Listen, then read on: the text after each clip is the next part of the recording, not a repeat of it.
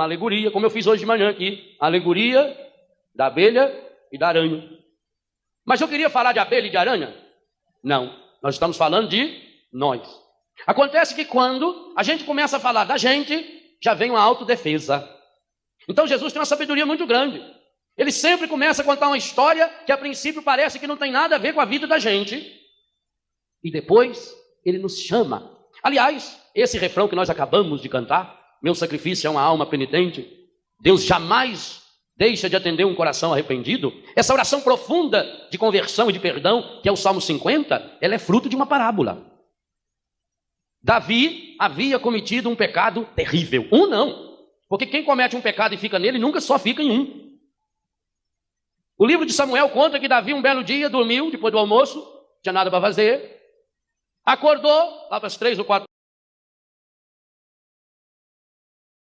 da tarde, foi tomar um ar na varanda e lá ele vê Betsabé, a mulher de Urias.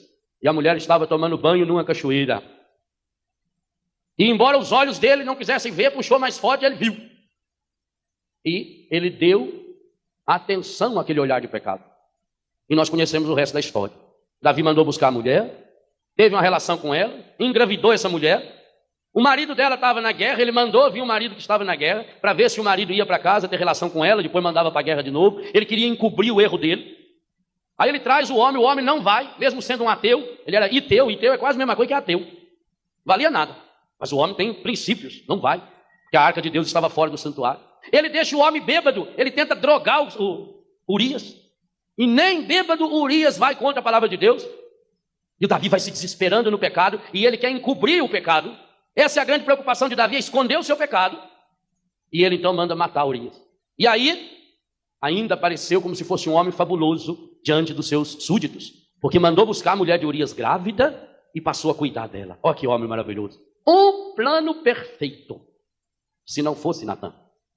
O Natã chegou para ele, e como o Natã viu que ele já tinha armado todo esse esquema de pecado, o Natã não tocou no assunto do pecado dele. O Natã contou uma parábola, uma historinha para Davi. Rei, nós temos um caso que precisa da orientação do Senhor.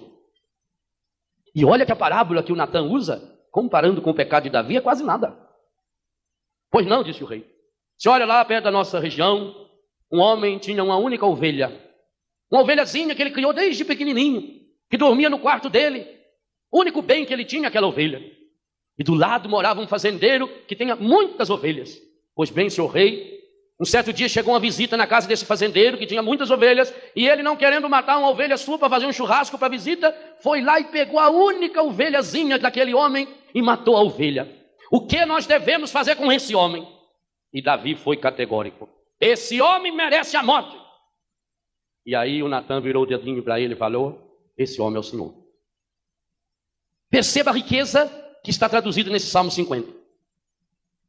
Se Natã começasse a falar de Davi, Davi já estava treinado em se defender. E meus irmãos, minhas irmãs, essa é a primeira marca que o pecado põe em nossa vida. Quando nós entramos no pecado e deixamos o pecado entrar em nós, ele vai nos ensinando a de um pecado criar outro pecado para a gente se defender. Por isso que Jesus contava parábolas. Veja que começa o evangelho dizendo que Jesus contou essa parábola para quem? Para alguns que confiavam na sua própria justiça e desprezavam os outros. Essa parábola tem um endereço certo. Aqueles que confiam em si, aqueles que desprezam os outros. Aqueles que com muita facilidade são capazes de falar do defeito dos outros, dos erros dos outros, mas não têm a coragem de olhar para si e tirar suas máscaras.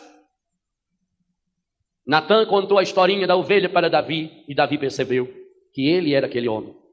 Naquele mesmo instante, Davi compõe esse Salmo 50. Tende piedade, ó meu Deus, misericórdia. Por vossa imensa bondade apagai os meus pecados. Foi contra vós, só contra vós que eu pequei. Diante de vós eu pratiquei o que é mal. Eis que eu nasci na iniquidade, em pecado minha mãe me concebeu. Davi toma consciência de que o pecado dele não foi contra Urias, o pecado dele não foi contra Betsabé, o pecado dele foi contra Deus. A primeira convicção que nós precisamos ter é que nós não pecamos pura e simplesmente contra nós mesmos ou contra as pessoas, mas que nós pecamos contra Deus. E aqui há de se dizer uma coisa muito séria.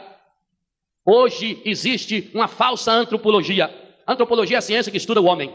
Um falso humanismo. Hoje se luta e se briga para se defender os direitos humanos.